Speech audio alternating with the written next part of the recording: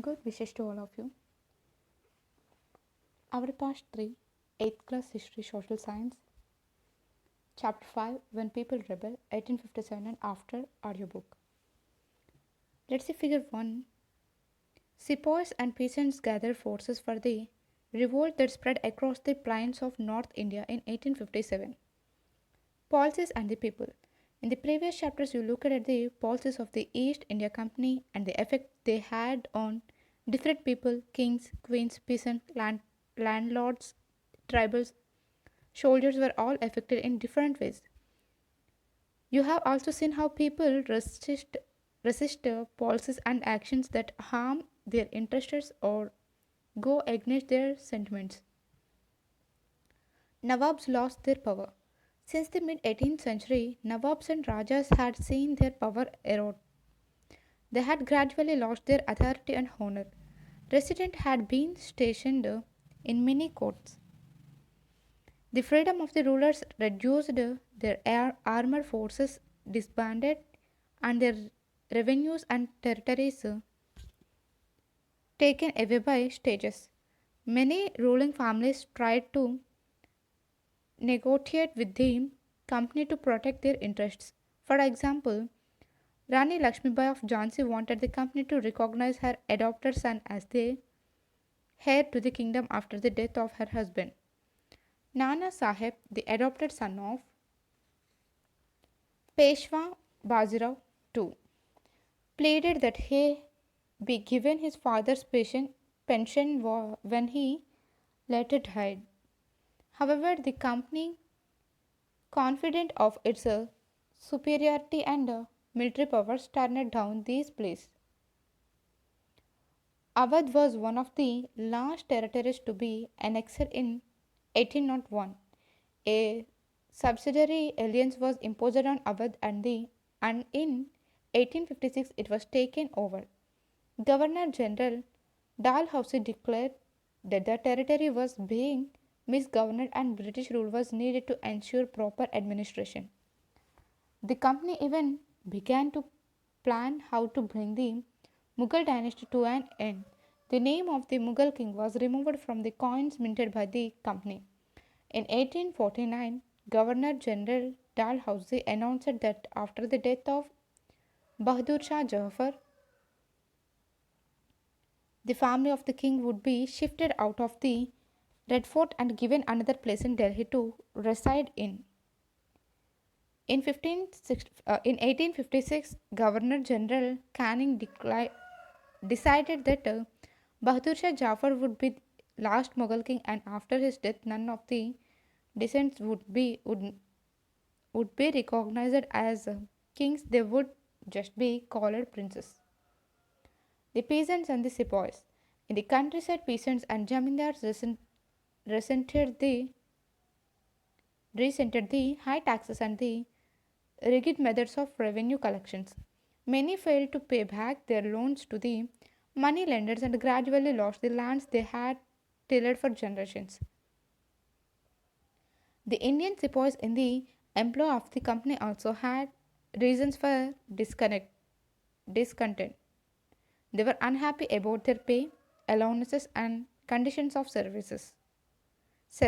Some of the new rulers, moreover, violated their religious sensibilities and beliefs.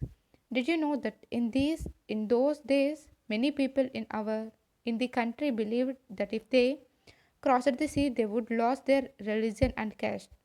So when in 1824 the sepoys were told to go to Burma by the sea route to fight for the company, they refused to follow the order.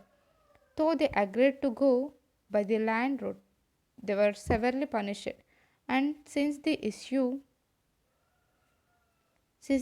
did not die down, in 1856 the company passed a new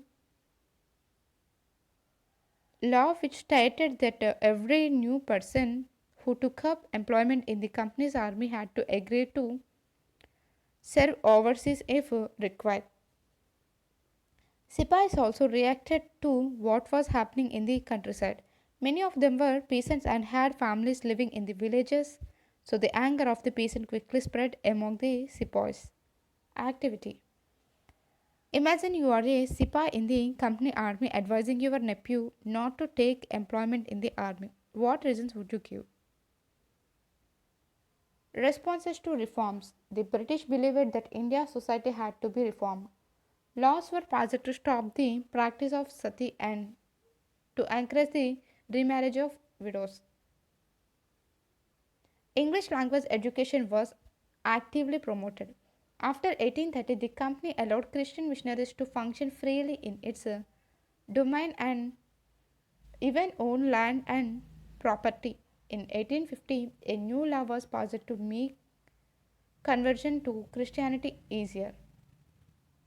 This law allowed an Indian who had converted to Christianity to inherit the property of his ancestors. Many Indians began to feel that the British were destroying their region, their social customs, and their traditional way of life. There were, of course, other Indians who wanted to change existing social practices. You will read about these reformers and reform movements in chapter 7. Take a look at figure 2.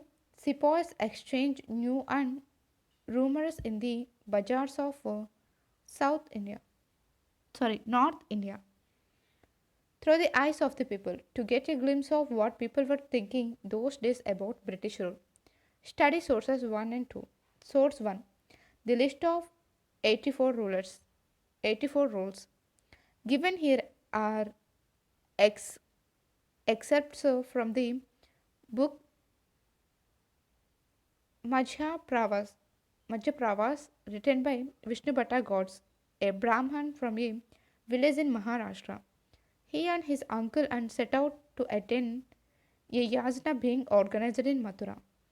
Vishnu Bhatt writes that they met some sepoys on the way who told them that they should not proceed on the journey because the massive upheaval was going to break out in 3 days. The sepoys said the English were determined to wipe out the religions of the Hindus and the Muslims. They had made a list of 84 rules and announced these in a gathering of all big kings and princes in Calcutta. They said that the kings refused to accept these rules and warned the English of dire consequences and massive upheaval if these are implemented, that the kings all returned to their capitals in great anger. All the big people began making plans. A date was fixed for the war of religion, and the secret plan had been circulated from the cantonment in Meerut by letters sent to different cantonments. Source 2. There was soon excitement in every regiment. Another account we have from those days are the memoirs of Subedar Sitaram Pandey. Sitaram Pandey was recruited in 1812 as a sepoy in the Bengal Native Army. He served the English for 48 years and retired in 1860. He helped the British to suppress the rebellion, thought his own son was a rebel and was killed by the British in front of his eyes. On retirement, he was persuaded by his commanding officer, Nordgate, to write his memoirs. He completed the writing in 1861 in Awadh, and Norgate translated it into English and had it published under the title From Sepoy to Subedar. Here is an excerpt from what Sitaram Pandey wrote. It is my humble opinion that this seizing of oath filled the minds of the sepoys with dist- distrust and led them to plot against the government. Agents of the Nawab of Oudh and also of the King of Delhi were sent all over India to discover the temporary of the army. They worked upon the failings of sepoys, telling them how treacherously the foreigners had behaved towards their king.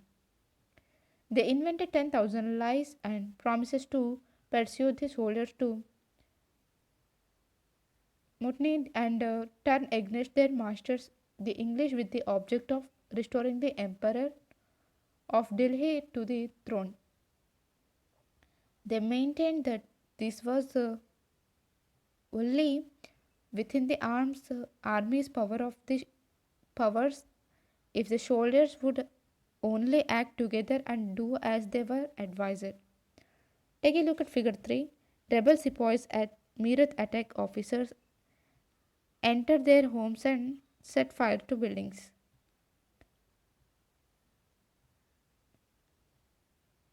Source to continue. It chanced that about this time the sarkars and parties of men from each regiment to different garrisons were instructions in the use of the new rifle. These men performed the new drill for some time until a report got about by some means or the other that the cartridges used for these new rifles were greased with the fat of cows and pigs. The men from our regiment wrote to others in the regiment telling them about this, and there was soon excitement in every regiment. Some men pointed out that in 40 years service notice had ever been done by the Sarkar to insult their religion. But as I have already mentioned, the sepoys' minds had been inflamed by the inflamed by the seizure of oath. Interested parties were quick to point out that the great aim of the English was to turn us all into Christians, and they had therefore introduced the cartridge in order to bring this about, since both the Mohammedans and Hindus would be defiled by using it. The Colonel Sahib was of the opinion that the excitement, which even he could not fail to see, would pass off as it had done before, and he recommended me to go to my home. Sitaram Pandey from Sepoy to Subedar. Activity. What were the important concerns in the minds of the people according to Sitaram and according to Vishnu Bhatt? What role did they think the rulers were playing? What role did the sepoys seem to play? A mutiny becomes a popular rebellion. Through struggles between rulers and their ruled are not unusual. Sometimes such struggles became quite widespread as a popular resistance so that the power of the state breaks down. A large a very large number of people begin to believe that they have a common enemy and rise up against the enemy at the same time. For such a situation to develop, people have to organize, communicate, take initiative, and display the confidence to turn the situation around. Mutiny when soldiers as a group disobey their officers in the army. Such a situation developed in the northern parts of India in 1857. After 100 years of conquest and administration, the English East India Company faced a massive rebellion that started in May 1857 and threatened the company's very presence in India. Sepoys mutinied in several places, beginning from Meerut, and a large number of people from different sections of society rose up in rebellion. Some regard it as the biggest armed resistance to colonialism in the 19th century anywhere in the world. Take a look at figure 4, the battle in the cavalry lines. On the evening of 3rd July 1857, over 3,000 rebels came from Bareilly, crossed the river Jamuna, entered Delhi and attacked the British cavalry posts. The battle continued all through the night. Take a look at figure 5. Postal stamps is used in commemoration of Mangal Pandey. Firangis. Foreigners, the term reflects an attitude of contempt. From Meerut to Delhi, on 29th March 1857, a young soldier, Mangal Pandey, was hanged to death for attacking his officers in Barakpur. Some days later, some sepoys of the Regiment at Meerut refused to do the army drill using the new cartridges, which were suspected of being coated with the fat of cows and pigs. 85 sepoys were dismissed from service and sentenced to 10 years in jail for disobeying their officers. This happened on 9th May 1857. The response of the other Indian soldiers in Meerut was quite extraordinary. On 10th May, the soldiers marched to the jail in Meerut and released the imprisoned sepoys. They attacked and killed British officers. They captured guns and ammunition and set fire to the buildings and properties of the British and declared war on the Firangis. The soldiers were determined to bring an end to their rule in the country. But who would rule the land instead? The soldiers had an answer to this question. The Mughal Emperor Bahadur Shah Jafar. The Sipais of Meerut rode all night of 10th May to reach Delhi in the early hours next morning. As news of their arrival spread, the regiment stationed in Delhi also rose up in rebellion. Again, British officers were killed, arms and ammunition seized, buildings set on fire. Triumphant soldiers gathered around the walls of the Red Fort where the Badshah lived, demanding to meet him. The emperor was not quite willing to challenge the mighty British power, but the soldiers persisted. They forced their way into the palace and proclaimed Bahadur Shah Jafar as their leader. The aging emperor had to accept this demand. He wrote letters to all the chiefs and rulers of the country to come forward and organize a confederacy of Indian states to fight the British. This single step taken by Bahadur Shah had great implications. The Mughal dynasty had ruled over a very large part of the country. Most smaller rulers and chieftains controlled different territories on behalf of the Mughal ruler threatened by the expansion of British rule. Many of them felt that if the Mughal emperor could rule again, they too would be able to rule their own territories once more under Mughal authority. The British had not expected this to happen. They thought the disturbance caused by the issues of the cartridges would die down, but Bahadur Shah Jafar's decision to bless the rebellion changed the entire situation dramatically. Often, when people see an alternative possibility, they feel inspired and enthused. It gives them the courage, hope, and confidence to act. The rebellion spreads. After the British were routed from Delhi, there was no uprising for almost a week. It took that much time for news to travel. Then a spurt of mutinies began.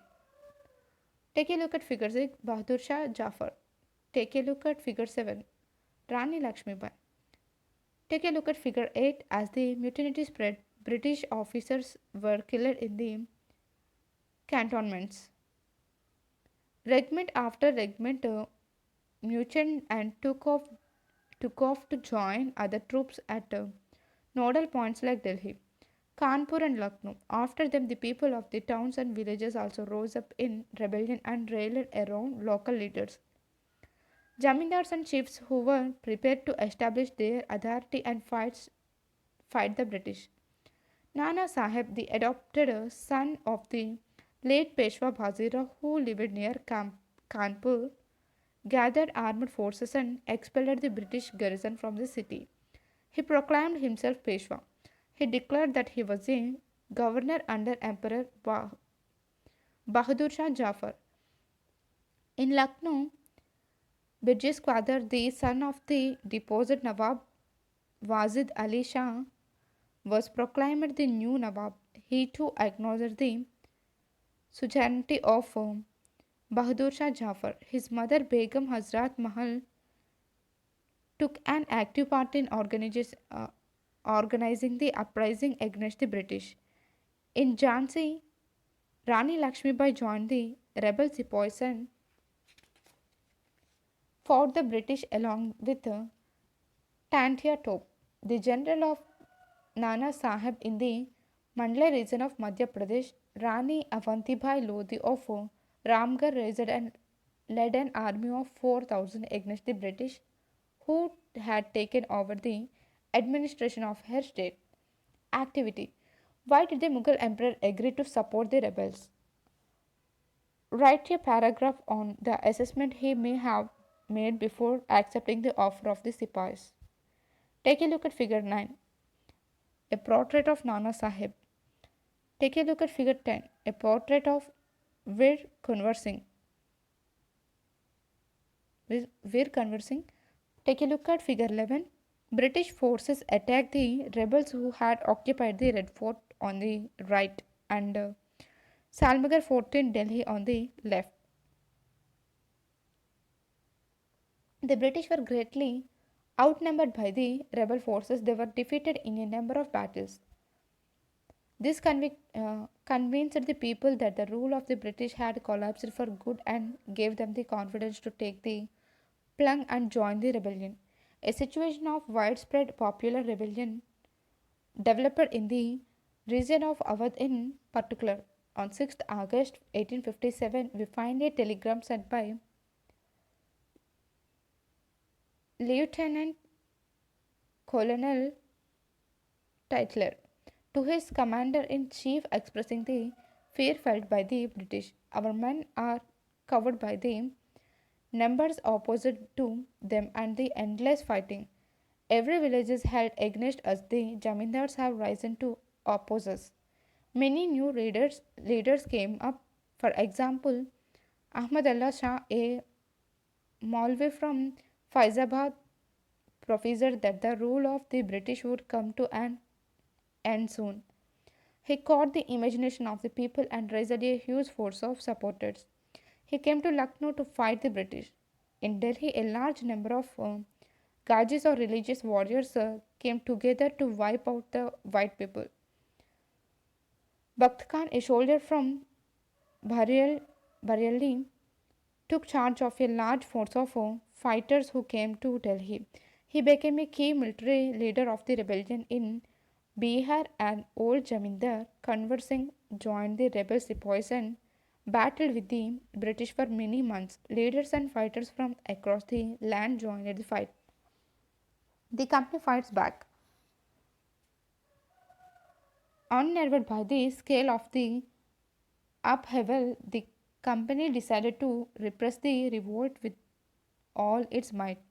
It brought reinforcements from England, passed new laws so that the rebels could be convinced with ease, and then moved into the strong centers of the revolt. Delhi was recaptured from the rebel forces in September 1857.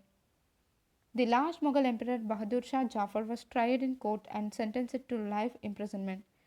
He and his wife Begum Jinat Mahal were sent to prison in Rangoon, Rangoon in October 1858. Bahadur Shah Jafar died in the Rangoon jail in November 1862. The recapture of Delhi, however, did not mean that the rebellion died down after that. People continued to resist and battle the British. The British had to fight for 2 years to suppress the massive forces of popular rebellion. Lucknow was taken in March 1858. Rani Lakshmibai was defeated and killed in June 1858. A similar fate awaited Rani Avantibai, who, after individual victory in Karim, chose to embrace death when surrounded by the British on all sides. Tantia Tope escaped to the jungles of central India and continued to fight a guerrilla war with the support of many tribal and peasant leaders. He was captured, tried, and killed in April 1859. Just as victories against the British had earlier encouraged rebellion, the defeat of rebel forces encouraged desertions. The British also tried their best to win back the loyalty of the people. They announced rewards for loyal landholders would be allowed to continue to enjoy traditional rights over their lands. Those who had rebelled were told that if they submitted to the British and if they had not killed any white people, Take a look at figure 12. The siege train reaches Delhi. The British force initially found it difficult to break through the heavy fortification in Delhi. On 3rd September 1857, reinforcements arrived a 7-mile long siege train comprising cartloads of cannons and ammunition pulled by elephants. Take a look at figure 13. Postal stamp is used in commercial of Tantia Top. Activity. Make a list of places where the uprising took place in May, June and July 1857. Take a look at figure 14. British troops blow up Kashmir Gate to enter Delhi. Take a look at figure 15. British forces capture the rebels near Kanpur. Notice the way the artists show the British soldiers valiantly advancing on the rebel forces. They would remain safe and their rights and claims to land would not be denied. Nevertheless, hundreds of sepoys, rebels, nawabs, and rajas were tried and hanged. Aftermath. The British had regained control of the country by the end of 1859, but they could not carry on ruling the land with the same policies anymore. Given below are the important changes that were introduced by the British. The British Parliament passed a new act in 1858 and transferred the powers of the East India Company to the British Crown in order to ensure a more responsible management of Indian affairs. A member of the British Cabinet was appointed Secretary of State for India and made responsible for all matters related to the governance of India. He was given a council to advise him, called the Indian Council. The Governor General of India was given the title of Victory, that is, a personal representative of the Crown. Through these measures, the British government accepted direct responsibility for ruling India. Take a look at figure 14. British troops blow up Kashmir Gate to enter Delhi. Look at figure 15. British forces capture the rebels near Kanpur. Notice the way the artists show the British soldiers valiantly advancing on the rebel forces. Take a look at figure 16. Some important centers of the revolt in North India. All ruling chiefs of the country were ensured that their territory would never be annexed in future. They were allowed to pass on their kingdoms to their heirs, including adopted sons. However, they were made to acknowledge the British Queen as their sovereignty paramount. Thus, the Indian rulers were to hold their kingdoms as subordinates of the British crown. It was decided that the proportions of Indian soldiers in the army would be reduced and the number of European soldiers would be increased. It was also decided that instead of recruiting soldiers from Awadh, Bihar, Central India, and South India, more soldiers would be recruited from among the Guruks, Sikhs, and Pathans. And the fourth point, the land and property of Muslims was confiscated on a large scale and they were treated with suspension and hostility. The British believed that they were responsible for the rebellion in a big way.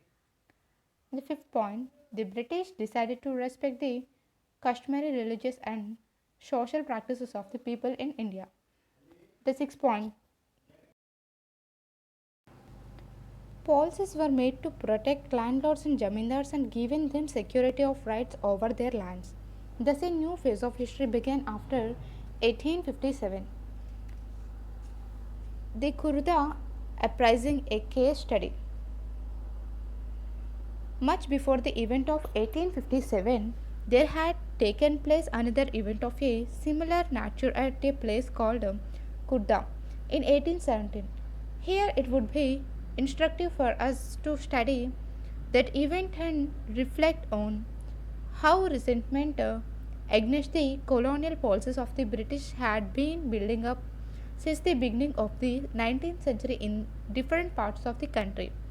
Khurda, a small kingdom built up in the late 16th century in the southeastern part of Odisha, was a populous and well cultivated territory consisting of 105 guards, 60 large and two earlier gave up the positions of 4 paragons. The superintendence of the Jagannath temple and the administration of 14 gar- Garjaks, princely states to the Marthas under fortune. Therefore, sensing an opportunity in the Anglo Martha conflict, he had entered into negotiations with the British to get back his lost territories and the rights over the Jagannath temple. But after the occupation of Odisha in 1803, the British showed no inclinations to oblige him on either score. Consequently, in alliance with the other feudatory chiefs of Odisha and secret support of the Marthas, he tried to assert his rights by force. This led to his deposition and annexion of his territories by the British. As a mark of consolation, he was only given the rights of management of the Jagannath temple with a grant amounting to a mere one tenth of the revenue of his former estate, and his residence was fixed at Puri. This unfair settlement commenced an era of oppressing foreign rule in Odisha, which paved the path of a serious armed uprising in 1817. Soon after taking over Kurda, the British followed a policy of resuming service. Tencher's measure was compounded on account of an unreasonable increase in the demand of revenue and also the oppressive ways of its collection. Consequently, there was large-scale desertion of people from Kurda between 1805 and 1817. Yet the British went for a series of short capacity of the land or the paying capacity of the rights. No lenience was shown even in case of natural calamities, which Odisha was frequently prone to. Rather, lands of defaulters were sold off to scheming revenue officials or speculators from Bengal. The hereditary military commander of the deposed king Jagabandhu Biyadhar Mahapatra Bharambar Rai or Bugsi Jagabandhu Jagabandhu, as he was popularly known, was one among the dispossessed landholders. He had in effect to become a beggar and for nearly 2 years survived on volunteer contributions from the people of Kurda before deciding to fight for their grievances as well as his own. Over the years, when what had added to these grievances were the introduction of Sikka rupee silver currency in the region, the instance and payment of revenue in the new currency, an unpredicted rise in the price of foodstuff and salt, which had become far-fetched following the introduction of salt monopoly, because of which the traditional salt makers of Odisha were deprived of making salt, and the action of local estates in Kolkata, which brought in absentee landlords from Bengal to Odisha. Besides, the insen- insensitive and corruptive police system also made the situations worse for the armed uprising to take a sinister shape.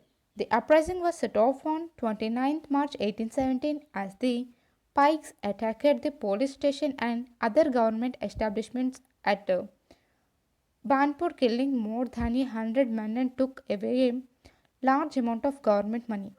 Soon its ripples spread in different directions, with Kurda becoming its epicenter. The Jamindars and Raids alike joined the Pikes with enthusiasm. Those who did not were taken a task. A no-rent campaign was also started. The British tried to dislodge the Pikes from their entrenched positions but failed. On 14th April 1817, Buxi Jagabandhu, leading 5 to 10,000 pikes and men of the Khan tribe seized Puri and declared the hastened king Mukunda Dev II as their ruler. The priests of the Jagannatha temple also extended the Pikes their full supports. Seeing the situation going out of hand, the British campaigned martial law. The king was quickly captured and sent to prison in Calcutta with his son.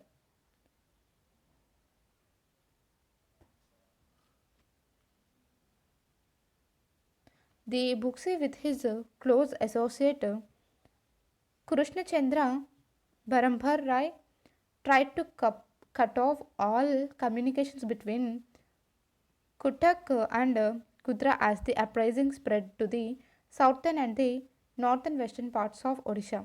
Consequently, the British sent Major General Martindale to clear off the area of the clutches of the Pikes while at the same time announcing reward for the arrest of Buxi Jagabandhu and his associates. In the ensuing operation, hundreds of Pikes were killed, many fled to deep jungles, and some returned home under a scheme of amnesty. Thus, by May 1817, the uprising was mostly contained. However, outside Kurda, it was sustained by Buxi Jagabandhu with the help of supporters like the Raja of Kuzang and the unflinching loyalty of the Pikes until his surrender in May 1825 on their part.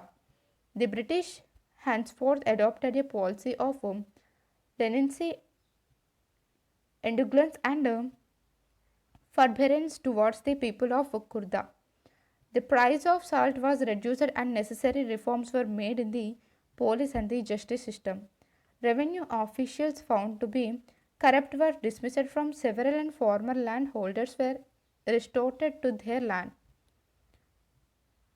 The son of the king of Kurda, Ramchandradev III was allowed to move to Puri and take charge of the affairs of the Jagannatha temple with a grant of rupees 24,000.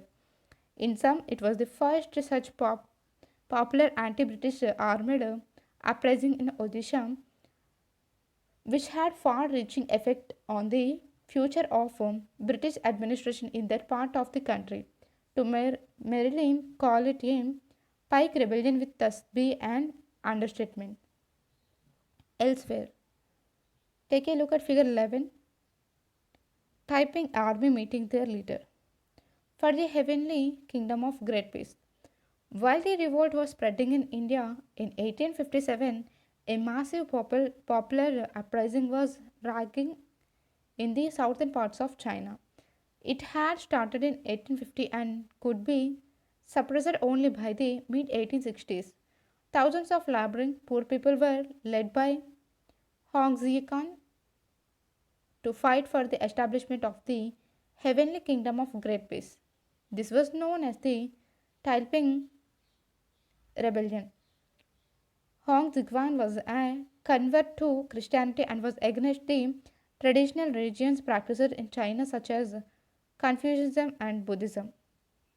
The rebels of Taiping wanted to establish a kingdom where a form of Christianity was practiced, where no one held any private property, where there was no difference between social classes and between men and women, where consumption of opium, tobacco, alcohol, and activities like gambling, prostitution, slavery were prohibited.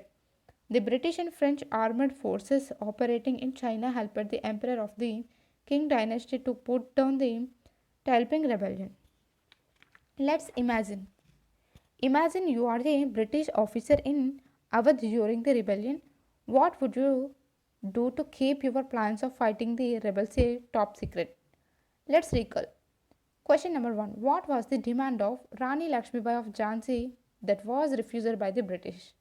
Question number 2. What did the British do to protect the interests of those who converted to Christianity? Question number 3. What objections did the sepoys have to the new cartridge that they were asked to use? Question number 4. How did the last Mughal emperor live the last years of his life? Let's discuss. Question number 5. What could be the reason for the confidence of the British rulers about their position in India before May 1857? Question number 6. What impact did Bahadur Shah Jafar's support to the rebellion have on the people and the ruling families? Question number 7. How did the British succeed in securing the submissions of the rebel landowners of Awadh? Question number 8. In what ways did the British change their policies as a result of the rebellion of 1857? Take a look at figure 17, Reigns of the Residency in Lucknow. In June 1857, the rebel forces began the siege of the residence. A large number of British women, men and children had taken shelter in the buildings there. The rebels surrounded the compound and bombarded the buildings with shells. Hit by a shell, Henry Lawrence, the chief commissioner of Awadh, died in one of the rooms that you see in the picture. Notice how buildings carry at marks of past events. Let's do question number 9. Find out stories and songs remembered by people in your area or your family about San Satwan Ki Ladai. What memories do people cherish about the Great Uprising? Question number 10. Find out more about Rani Lakshmibai of Jhansi. In what ways would she have been an unusual woman of her times? Thank you.